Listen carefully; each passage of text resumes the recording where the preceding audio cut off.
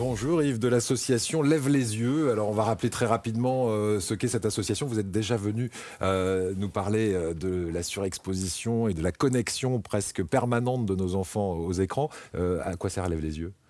Lève les yeux, c'est une association qui fait de la sensibilisation auprès des jeunes, auprès des familles sur les impacts de la surexposition aux écrans et qui essaie de promouvoir la déconnexion. Voilà, et ça va intéresser beaucoup de parents, de grands-parents qui nous regardent en ce moment. L'actualité, c'est un projet de loi et ça fait plaisir, de lutte contre la surexposition aux écrans pour les jeunes enfants. Quand on parle de jeunes enfants, on parle de quel âge à quel âge ? Alors, le projet de loi est vraiment au tout départ, donc on ne sait pas très bien exactement quelle va être son étendue, mais a priori, j'imagine qu'on parle des enfants jusqu'à 10-11 ans, j'espère. Alors vous êtes déjà passé à l'Assemblée nationale, devant les parlementaires, pour exposer votre position. Votre position, c'est par exemple l'interdiction des écrans avant l'âge de 5 ans. C'est ça que vous aimeriez faire adopter dans cette loi ?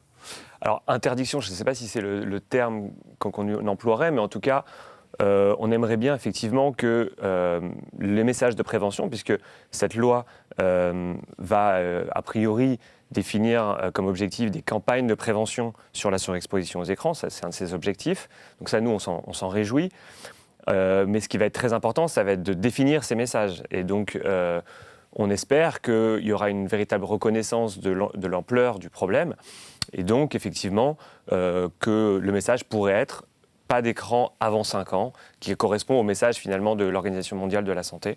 Et donc c'est ce que nous, on demande parmi d'autres choses. Voilà, alors pas d'écran avant 5 ans. Pourquoi cet âge de 5 ans ? C'est parce que le cerveau n'est pas complètement terminé à cet âge-là ? Alors c'est ça, bon, nous, à l'échelle de Lève les yeux, on n'est pas scientifique ni médecin, donc on n'a pas de prétention à savoir. On se base sur des études, on se base notamment sur un chercheur français qui s'appelle Michel Desmurget, qui a écrit un ouvrage de référence et qui a analysé énormément d'études sur l'impact des écrans sur le cerveau des enfants. Et donc, il lui montre bien qu'il y a des impacts dès 15 minutes d'exposition. En dessous de 5-6 ans, le cerveau est vraiment très malléable, en formation. Il a besoin d'attention humaine, il a besoin d'expérience dans le réel. Et l'écran vient entraver en fait, son développement cognitif. Et donc, l'idée, c'est le moins d'écran, le mieux. Voilà. Et donc, si possible, 0. Alors, pour avoir quelques chiffres, c'est un tiers des enfants prennent, par exemple, leur repas systématiquement devant un écran. 728 heures, c'est en moyenne ce que passe un enfant de 3 à 10 ans devant les écrans chaque année.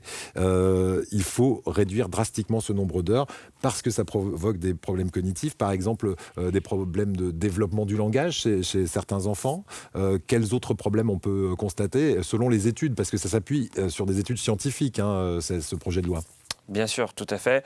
C'est vrai qu'on commence à avoir du recul sur l'impact des écrans, puisque la surexposition aux écrans, elle date un peu, mais elle s'aggrave avec le temps, depuis l'arrivée des tablettes mobiles notamment et des smartphones. Et donc là, on se rend compte effectivement donc, que chez les enfants qui sont exposés tôt, précocement, donc même en particulier avant 2-3 ans, là, on a effectivement des retards du langage, donc des retards dans le développement de la cognition. Et on se rend compte aussi que quand on les éloigne des écrans, les fonctions cognitives apparaissent. Donc il y a vraiment un lien. On parle de troubles du spectre autistique. Il y a le docteur Anis Ducanda, que vous aviez invité aussi ici une fois, qui est spécialiste, qui vient de publier un livre sur le sujet. Donc voilà, et donc le retard du langage, derrière, c'est les troubles de l'attention, c'est des problèmes après de mémorisation, enfin c'est des problèmes en cascade. Et donc on parle de petite enfance, mais c'est pareil à l'enfance. Alors cette loi, si elle existait, ce serait une loi à destination des parents ou des industriels qui proposent aussi parfois des jeux, des applis et des tablettes pour des enfants de 3 à 5 ans par exemple. Tout à fait. Alors, la loi, nous, on espère qu'elle aura un spectre large dans son application. Donc, on a dit donc, de la prévention avec des messages clairs. Et puis, effectivement, à partir du moment, si on considère qu'il y a un âge en dessous duquel les enfants ne doivent pas être exposés aux écrans, on pourrait considérer que ces messages devraient être affichés clairement sur les tablettes, sur les objets, et donc contraindre les fabricants à afficher ces messages, comme ça peut se faire sur sur le tabac, sur l'alcool, sur le sucre. Donc ça, effectivement, nous, par ailleurs, on pense aussi qu'il faut agir sur le numérique éducatif, parce qu'aujourd'hui, il y a une tendance du gouvernement à mettre des écrans partout dans l'éducation, y compris en maternelle.